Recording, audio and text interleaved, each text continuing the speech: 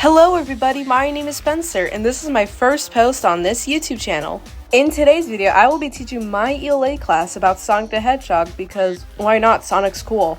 Now, I'm going to start off with a pretty basic question.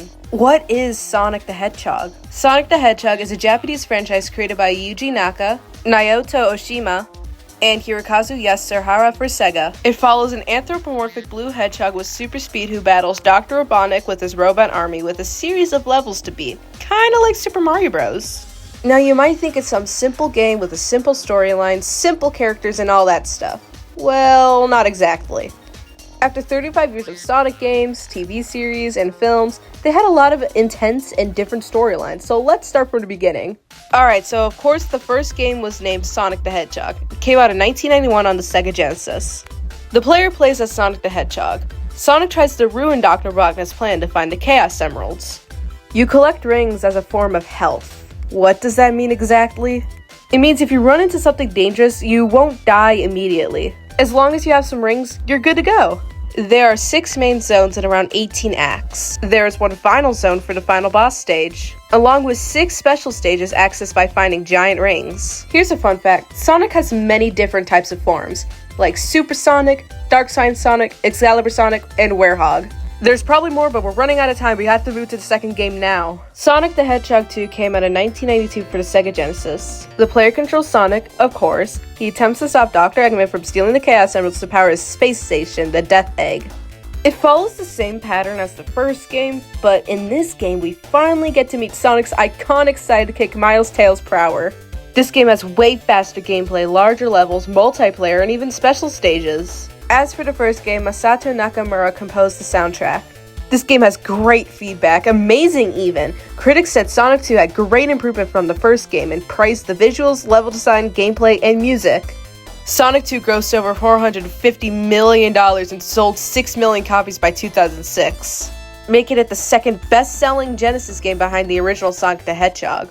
Next up is Sonic CD. This game was released in 1993 for the Sega CD. In this game, Sonic the Hedgehog has to protect an extraterrestrial body from Dr. Robotnik. It follows the same pattern as the last 2 games I mentioned, but this game actually introduces time travel. You can use time travel to travel through different versions of stages featuring alternate layouts, music, and graphics. In this game, it debuts characters like Amy Rose and Metal Sonic, who we do see in later games and soon in the 4th Sonic movie. Sonic CD was going to be a port of the first Sonic game, but it later became a separate project. The developers wanted to show what the Sega CD can do with the technical capabilities, with animated cutscenes by Studio Junio and Toei Animation, and CD quality music. For North America, a new soundtrack was composed by Spencer Nilsson, David Young, and Sterling Crew. It's often regarded as one of the best Sonic platform games. Critics loved its music, size, and time travel features. And now I'm going to speed through this last game because there are more important topics that I need to go through. Sonic the Hedgehog 3 was released in 1994 for the Sega Genesis. It follows, once again, the same patterns as the last Sonic games. But this time you can control Sonic and Tails, who attempt to get the Chaos Emerald to stop Dr. Robotnik from relaunching a space station after it crashes. This game introduces Knuckles the Echidna, who lays traps for Sonic and Tails. This game was quickly in development after the release of Sonic 2. It was originally going to be a game like Sonic 3D Blast, but it became a 2D platformer due to time constraints. A really cool fun fact, the King of Pop Michael Jackson composed portions of the soundtrack, but left the project and went uncredited. There is a whole library of Sonic games I could get into, but I'm trying to be quick so it doesn't take 20,000 hours talking about every individual Sonic game. So let's go to another question. What is the best and worst Sonic game? Now, I'm just going to go off to what sources tell me. You may have a completely different opinion, and that's okay, because I do as well. Now, the best Sonic games according to sources are Sonic Mania, Sonic 3 Knuckles, Sonic the Hedgehog 2, Sonic CD, Sonic Generations, Sonic Adventure 2 Battle, Sonic Frontiers, Sonic Colors, Sonic Advance, and Sonic Rush, and recent games Sonic X Shadow Generations. Now, according to sources, here are the worst games. Sonic 06, Sonic Boom Rise of Lyric, Sonic Free Riders, Sonic Genesis, GBA port of the original game, Sonic the Hedgehog 4 Episode 1, and Shadow the Hedgehog. I don't know, I don't personally agree with that one, but okay. Now, this video is getting way too long than I intended it to be. So for now, I'm just going to be saying some fun facts. Fun fact, Sonic wasn't even supposed to be a hedgehog at first.